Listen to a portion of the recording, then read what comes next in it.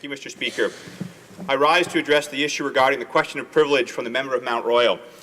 Last week I explained why the complaint of the honourable member for Mount Royal was not a matter for this House to judge because it falls outside of its authority.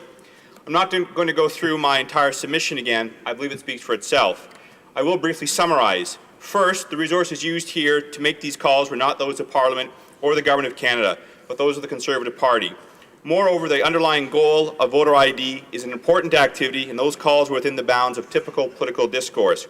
Second, the day-to-day conduct of political parties should not be judged by this House or by its members. Third, the honourable member has not explained how he is prevented from doing his job as a member of Parliament beyond being asked about it by constituents and fielding calls on the matter. He has not given examples of how this has prevented his work to be done in this place. I accept that these calls and these questions is an irritating and even maddening diversion, but it has not prevented the member from performing his duties, which I think he does well. I nonetheless clarify the content of the voter ID calls and erroneous information being spread since I spoke last on this issue.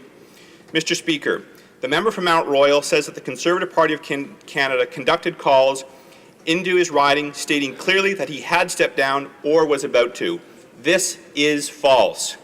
The reality, Mr. Speaker, is that the Conservative Party did not say that the member had stepped down or was about to, but only that there were rumours that he may step down. The member from Mount Royal has said that he has had no problems with a political party conducting voter identification calls. The member also admitted that there have been indeed rumours that he may resign, and that there is nothing wrong with saying so.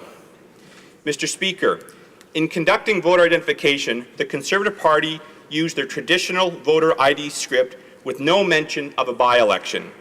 But in those instances, when prompted by the voter on why they were being solicited or being asked for their support, there was a pre-written response that the callers were to use.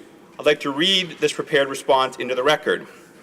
Again, once the initial voter ID script was read, and if a voter asked why the Conservative Party was calling, the caller would say, quote, "Some people are suggesting that the current MP may retire. So we're calling on behalf of Prime Minister Stephen Harper and the Conservative Party of Canada to ask if you would consider supporting the Conservative Party of Canada if there is a by-election." End quote.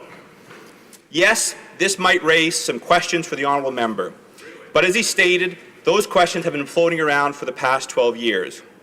In no way did the Conservative Party say he has quit or he will quit, only that he may. The member, however, has stated the Conservative Party went much further. That is the epicenter of this dispute. I, for one, would concede, Mr. Speaker, that political parties cannot say whatever it wants and there must be some element of truth. But nothing here crossed that, and the calls were perhaps tough. They might have been tough, but still acceptable in the day-to-day world of political jockeying. I do also want to address a point raised by the honourable member for Saanich Gulf Islands, who compared this matter to one that occurred in 1985 when a newspaper advertisement suggested someone else was a member of Parliament other than the sitting member.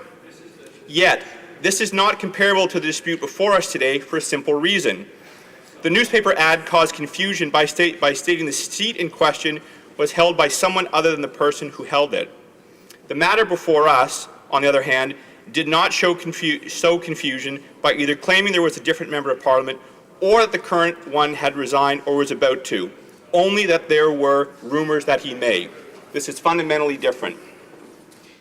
Mr. Speaker, I hope you will find there is no prima facie breach of privilege has occurred, and agree this language falls within the boundaries of political discourse, or at the very least is not a matter for this House to adjudicate. I would also add the honourable member has indicated he will not step down and he will serve his full term. I accept that, as I'm sure do his constituents, putting the issue to rest. Mr. Speaker, the best place for this to be judged is among Canadians, not in this House. Otherwise, I fear you'll be called upon to rule on all manner of political activities. For example, past TV advertisements that stated Conservatives would flood cities with our soldiers, or recent billboard ads that stated repealing the long gun registry would result in restricted weapons becoming unrestricted, both false and groundless. This is the peril, Mr. Speaker. You're being asked to send this House into territory it does not belong.